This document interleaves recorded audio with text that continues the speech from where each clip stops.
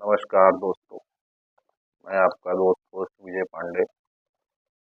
आज आपके बीच फिर से आया हूँ काफ़ी अहम मुद्दे के साथ। ई रिक्शा चालक जो है आज देश भर में काफ़ी परेशानी का सामना।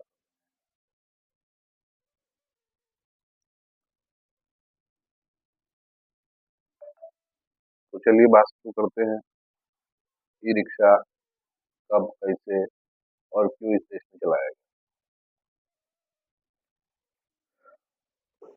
सन 2002 सन 2000 में श्री डॉक्टर अनिल कुमार राजवंशी जी ने एक इंस्टीट्यूट में काम करते हुए, जो कि Nimbkar institute agriculture research of institute में काम करते हुए ई रिक्शा को बनाया था। जिसके बाद भारत में पहला ई रिक्शा आया। उसके बाद उसी इंस्टीट्यूट के एक प्रोफेसर श्री विजय कुमार जी कपूर एक बार किसी सफर के दौरान दिल्ली चांदनी चौक पर साइकिल रिक्शा पर सवार हुए। जून का महीना था, गर्मी काफी ज्यादा थी। उन्होंने देखा कि साइकिल रिक्शा जो चला रहा है, गर्मी में काफी मेहनत करना पड़ रहा है। ट्रैफिक के कारण बार बार ब्रेक मारना पड़ता है, चढ़ाई में खींचना पड़ता है। उन्होंने देखा कि लोगों को काफी दिक्कतों का सामना करना पड़ता है साइकिल रिक्शा चलाने में। तो उन्होंने इंस्टीट्यूट में बने इस ई रिक्शा को मार्केट में लॉन्च किया, जो कि 5 से 6 सालों तक मार्केट में किसी को पसंद नहीं आया, चला। उन्होंने अपने बेटी को स्कूल छोड़ने के लिए रिक्शा का प्रयोग किया, जिससे लोग देखे, लोगों को पता चले इसके बारे में। और 5 से 6 साल बाद लगभग 2006-7 के रेंज में दिल्ली में ई रिक्शा लॉन्च किया गया। ई रिक्शा लॉन्च होते ही दिल्ली में काफी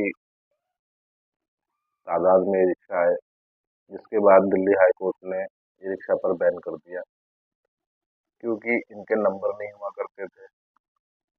मोटर व्हीकल एक्ट के तहत इनका रजिस्ट्रेशन नहीं हुआ करता था। अगर कोई दुर्घटना हो जाए तो इन्हें पकड़ना मुश्किल हो जाता था, क्योंकि नंबर न होने के कारण ये कहाँ चले जाते किसी को कुछ पता नहीं। ऐसे काफी समस्याओं के कारण दिल्ली हाई कोर्ट ने इसे बैन कर दिया। 2014 के चुनाव में नितिन गडकरी जी आज हमारे देश के सड़क परिवहन मंत्री हैं। इन्होंने फिर से एक बार दिल्ली में हुए इस फैसले को चुनौती दी और ई रिक्शा को वापस जमीनी स्तर पर चलाया। उन्होंने 2014-15 मोटर व्हीकल एक्ट के तहत संशोधन करके ई रिक्शा रजिस्ट्रेशन का कार्य शुरू किया। ई रिक्शा का रजिस्ट्रेशन मात्र 100 रुपये में करवाने का उस समय उन्होंने वादा किया, और ई रिक्शा का रजिस्ट्रेशन होने लगा, नंबर आने लगा, लाइसेंस आने लगा, परमिट आने लगी, पासिंग होने लगी, इंश्योरेंस हो गया। तो इस प्रकार से ई रिक्शा जो है वो चलने लगा। लगभग सरकार के 9 साल पूरे होने के बाद 2023, 22-23 में लगभग गडकरी जी एक सभा में बोल रहे थे कि गरीब लोगों को हाथ रिक्शा चलाने का जो काम करते थे गरीब लोग, हमने बैटरी रिक्शा का नियम लाया और मानवीय शोषण पद्धति को समाप्त किया। मानवीय शोषण पद्धति मतलब ये होता है कि साइकिल रिक्शा खींचने में जो ताकत आदमी को लगती थी, ई रिक्शा के अंदर वो चीज़ नहीं लगती है, बैटरी मैकेनिज्म, जिसकी वजह से वो बहुत आराम हो गया है चलाना। उनका कहना था कि पंडित दीनदयाल उपाध्याय जी कहते थे कि इसमें इतना मानवीय शोषण है कि मैं इस रिक्शा पर कभी नहीं बैठूंगा। डॉक्टर लोहिया कहते थे, जिस दिन ये मानवीय शोषण बदल जाएगा उस दिन हिंदुस्तान का सुनहरा दिन होगा, वो दिन। गडकरी जी ने कहा, मुझे लगता है कि मैग्नीशियम रिक्शा जो मैंने लाया है इसमें लगभग 1 करोड़ लोगों को इस शोषण से मुक्ति मिली है और लगभग 30 से 50 लाख दिव्यांग लोगों को रोजगार मिला है। रोजगार देने का काम गडकरी जी ने किया, ऐसा उन्होंने एक भाषण में कहा। जो 2010 में जब दिल्ली में ई रिक्शा बैन हो गया, उस समय मंत्री गडकरी जी ने इसे फिर से चलाने का फैसला किया और इसे लाया। 2014-15 में इसे मोटर एक्ट में शामिल किया गया, जिसके बाद कुछ नियम बने, रिक्शा का रजिस्ट्रेशन होने लगा, लाइसेंस वगैरह वगैरह।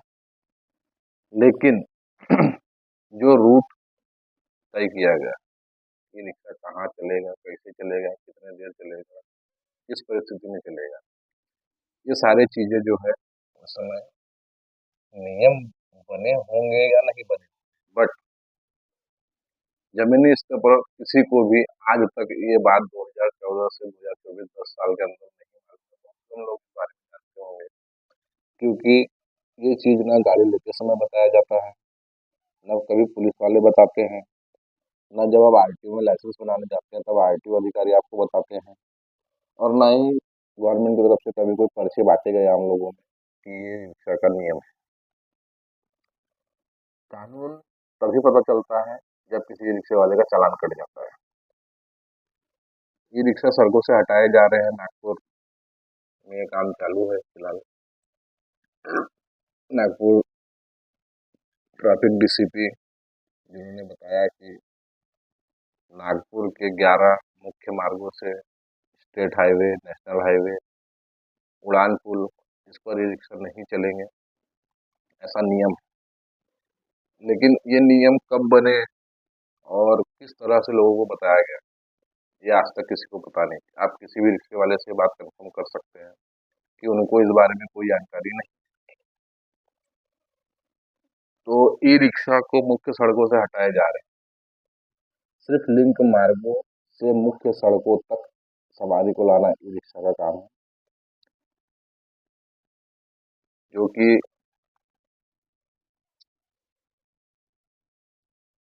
बहुत ही ज्यादा नुकसान ई रिक्शे वाले के साथ में होगा, ई रिक्शे वाले को होगा।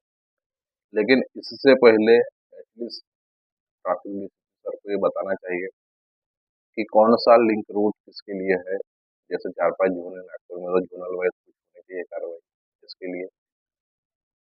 अगर पहले से रूट तय हो चुका है तो जानकारी सभी रिक्शा चालक को देना चाहिए, जिससे कि वो अपने रूट पर चले और किसी भी प्रकार का कोई नियम का उल्लंघन ना हो।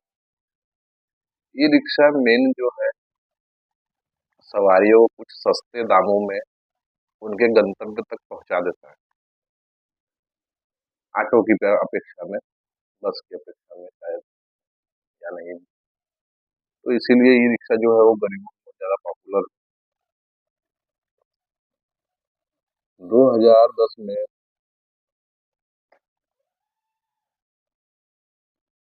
दिल्ली में ई रिक्शा सिर्फ लिंक मार्ग पर चला करते थे, पर बीजेपी सरकार ने इसे मोटर व्हीकल एक्ट में जोड़कर फ्री कर दिया। अब गवर्नमेंट डीसीपी सर का एक स्टेटमेंट है, ई रिक्शा चालक आड़ा टेढ़ा चलते हैं, या ऑल ओवर इंडिया सभी जिला अधिकारियों का ये स्टेटमेंट है, कमिश्नरेट का ये स्टेटमेंट है कि ई रिक्शा वाले सड़क पर आड़ा टेढ़ा चलते हैं, कहीं भी ट्रैफिक नहीं देखते, सिग्नल तोड़ते हैं, कहीं भी गाड़ी रोक देते हैं सवारी के चक्कर में, नो पार्किंग में गाड़ी खड़ी करते हैं। तो सर जी, बात ये है कि किसी भी प्रकार का गाड़ी का लाइसेंस जब आप बनाने जाते हैं तो आपका कम से कम 8 to 10 क्लास पास होना अनिवार्य। बट ई रिक्शा के मामले में और छूट दी गई। अगर आप अनपढ़ हैं तो भी आप ई रिक्शा का लाइसेंस बना सकते हैं। इस वजह से ट्रैफिक के जो नियम, अच्छा ये तो एक हो गया कि आप अनपढ़ होने के बाद भी बना सकते हैं। बाकी कोई भी कमर्शियल व्हीकल का जब आप लाइसेंस बनाते हैं तो आपके पास पहले से एक लाइसेंस होना अनिवार्य है, चाहे वो टू व्हीलर हो, थ्री व्हीलर हो, फोर व्हीलर हो, जो भी हो। लेकिन ई रिक्शा का लाइसेंस जब आप बनाने जाते हैं तो आपके पास पहले से किसी लाइसेंस का होना अनिवार्य नहीं। और अनपढ़ व्यक्ति भी लाइसेंस बना सकता है। इस कारण से तकलीफ ये आ जाती है, लाइसेंस बना लिए, रिक्शा ले लिए, रजिस्ट्रेशन करवा लिए, पासिंग कर लिए, लेकिन जो सिग्नेचर ऑफ बोर्ड जो रोड पे लगे होते हैं, दिशा निर्देश देने वाले जो बैनर होते हैं, बोर्ड होते हैं, अनपढ़ होने के कारण व्यक्ति उसे पढ़ नहीं सकता, उस चीज को समझ नहीं सकता, जिस वजह से वो ई रिक्शा इधर उधर कहीं भी खड़े कर देता है। नो पार्किंग का ज्ञान नहीं, यू टर्न का ज्ञान नहीं। इतना सब कुछ करने के बाद अब ई रिक्शा चालक जो है काफी मात्रा में पूरे इंडिया में अगर तो लगभग 1.5 करोड़ ई रिक्शा, देश की आबादी का 1%, देश की आबादी का 1% हिस्सा, जिनका परिवार आज ई रिक्शा चलाकर अपना परिवार का पालन पोषण वो कर रहे हैं, ई रिक्शा पर डिपेंड है, जिनका परिवार ऐसे 1.5 करोड़ लोग आज के तारीख में हिंदुस्तान में है। अब इतनी सारी तकलीफों का सामना करने के बाद में आज अगर एकाएक किसी भी कलेक्ट्रेट से या मंत्रालय से ऐसा कोई ऑर्डर आता है कि ई रिक्शा रोड पर नहीं चलेंगे या रोड निर्धारित कर दिया जाए, जिससे कि उनके आर्थिक स्थिति पर काफी तकलीफ उत्पन्न हो सकती है, काफी असर पड़ेगा आर्थिक स्थिति पर उनके। और आज की तारीख में कोई भी व्यक्ति, गरीब से गरीब, अमीर से अमीर, वो ये नहीं चाहता कि हमारे बच्चे अच्छे शिक्षा न ले, हमारे बच्चे अच्छे न रहे, हमारे बच्चे अच्छे कपड़े न पहने, हमारे बच्चे अच्छा खाए। हर कोई यही चाहता है कि हमारे बच्चे हमसे बेहतर जिए। जिस वजह से आर्थिक स्थिति का मजबूत होना बहुत जरूरी है। आज के तारीख में जिस प्रकार गडकरी जी ने कहा कि मानवीय शोषण होता है साइकिल रिक्शा से, उसे मैंने फ्री किया या हमारी सरकार ने फ्री की, खुशी है इस बात की। सर, हाथ जोड़ के अभिनंदन है आपका। पर उस मानवीय शोषण को बंद किया आपने, पर उसके अलावा उस मानव को जो शोषित था, उसे उसके अलावा काफी सारे चार्जेस है जो पे करने पड़े, जो उसकी आर्थिक स्थिति के हिसाब से बहुत ज्यादा था। जैसे लगभग रोड टैक्स, शायद पता नहीं, माफी चाहूंगा इसके लिए, अगर हो तो रोड टैक्स भरा हो।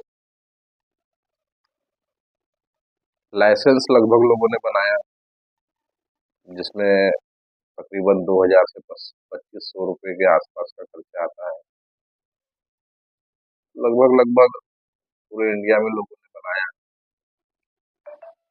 पासिंग चार्ज अगर 100 रुपये ही पकड़ते हैं तो लगभग सारे घरों को मिलाकर 100 150 करोड़ रुपये तो यही निकल जाते हैं, 100 150 100 करोड़। तो चालान की अगर बात की जाए तो 700 800 करोड़ का चालान हो चुका है ई रिक्शा पर।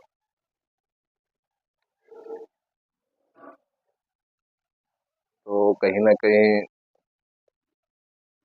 गलतियों पर कार्रवाई करते हुए सरकार के खाते में भी कुछ कोष चला गया। ई रिक्शा लिए कंपनियों के खाते में भी कुछ कोष चला गया। ई रिक्शा लेते समय SGST CGST गवर्नमेंट को भी मिल गया। और इन सबको देते हुए वो जो शोषित मानव था उसे क्या मिला? 10 रुपए सीट, 4 सवारी। उसके बाद में भी जब 10 साल से पिछले ई रिक्शा चालक मात्र संघर्ष ही कर रहे हैं। इतना संघर्ष उस समय नहीं था जब वो साइकिल रिक्शा चलाते थे, इतना संघर्ष उन्हें आज करना पड़ रहा है। ई रिक्शा चालक जब से ई रिक्शा लेते हैं, पहले उन्हें चौक चौराहे पर खड़ा होने नहीं दिया जाता। ऑटो वाले परेशानी करते हैं, नो पार्किंग में है, पुलिस वाले परेशानी करेंगे, नेशनल हाईवे पे नहीं चलेगा, स्टेट हाईवे पे नहीं चलेगा, शहर के मुख्य मार्गों पर नहीं चलेगा, मेट्रो स्टेशन पर नहीं चलेगा, बस स्टैंड पर नहीं चलेगा, रेलवे स्टेशन पर नहीं चलेगा, सिविल लाइंस जैसे एरिया में नहीं चलेगा, राजभवन वाले एरिया में नहीं चलेगा, हाई कोर्ट वाले एरिया में नहीं चलेगा, विधान भवन वाले एरिया में नहीं चलेगा। तो ई रिक्शा चालक अपनी रिक्शा चलाकर अपनी जीवनी का यापन, अपना जीवन जो है उसका यापन ई रिक्शा चलाकर किस प्रकार करे? महंगाई चरम पर है। सरकार के द्वारा दिए गए 5 किलो चावल और 2 किलो गेहूं से घर नहीं चलता है साहेब।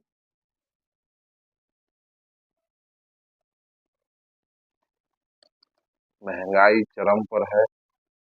और महंगाई का आलम यह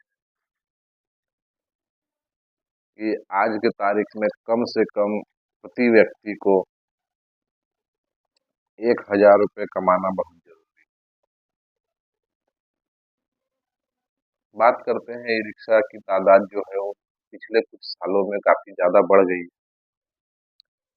हर मेट्रो स्टेशन या बस स्टैंड से ये आसानी से मिल जाता है, कम से कम मतलब चला जाता है।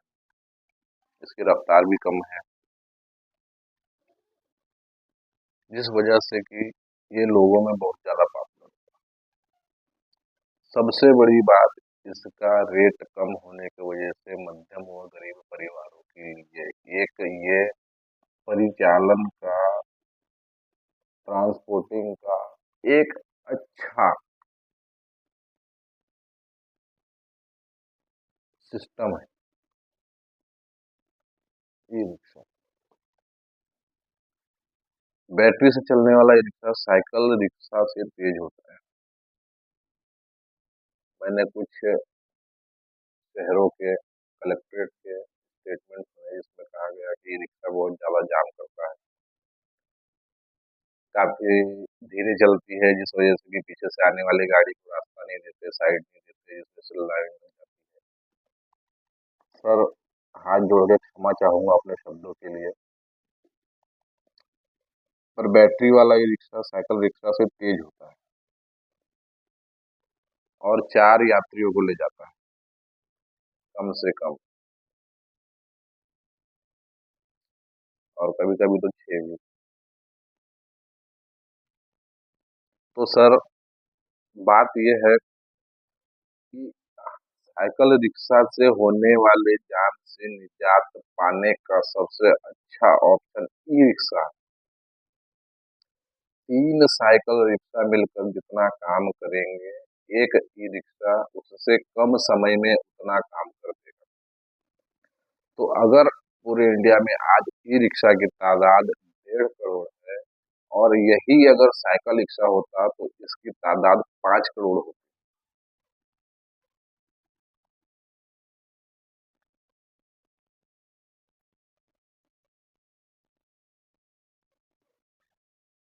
एक ई रिक्शा 3 साइकिल रिक्शा के बराबर काम करता है। तो कहीं न कहीं ट्रैफिक तो इससे भी कंट्रोल हुआ है।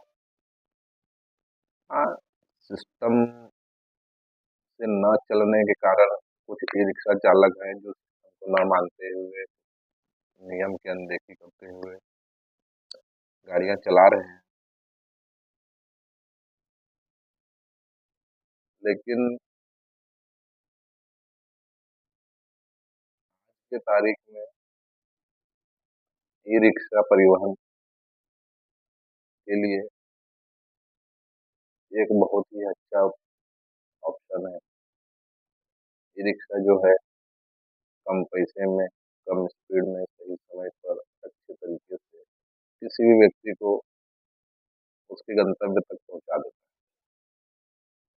हाँ, ई-रिक्शा ज़्यादा होने के कारण 3 लोगों को नुकसान हुआ। पहला ऑटो चालक, दूसरा सिटी बस और तीसरा मेट्रो, जो अभी पूरे इंडिया में बीजेपी सरकार बना रही है। हाँ, अगर इस लिहाज से देखा जाए कि सिटी बस या मेट्रो या काफ़ी संगठन है ऑटो चालक के, उनकी कंप्लेंट के हिसाब से कि इनके काम में कुछ फ़र्क आया है, तो ये हकीकत इनके काम में फ़र्क आया है। क्योंकि ई-रिक्शा प्रति 10 व्यक्ति एक ई-रिक्शा का काम नागपुर शहर में हो जाता है और ये 10 व्यक्ति जो है ऑटो, सिटी बस या मेट्रो का सहारा लेते अगर ये ना होता, आज की रफ्तार भरी ज़िंदगी में साइकिल रिक्शा का सहारा तो कोई शायद ही लेता। तो ये एक नुकसान ई-रिक्शा से हुआ है, जिसकी भरपाई करने के लिए ई-रिक्शा बंद करना एक हद तक सही है। पर मैं सरकार से, जिला प्रशासन से ये अनुरोध करूँगा कि आप सिर्फ़ इस विषय पर न सोचते हुए उन 1.5 करोड़ परिवारों के बारे में भी सोचें, जो आज ई-रिक्शा पर आश्रित हैं। और रही बात इनकी तादाद बढ़ने की, तो जिस प्रकार ज़्यादा ऑटो होने के बाद, थ्री व्हीलर ऑटो जो होते हैं, ज़्यादा होने के बाद उन पर स्टे ऑर्डर लगाया जाता है, उसी प्रकार से ई-रिक्शा पर भी स्टे ऑर्डर लगा दिया जाए। जो बिक चुके हैं, जो लोगों के पास है, जो उनके स्वामित्व में है, वो चलेंगे।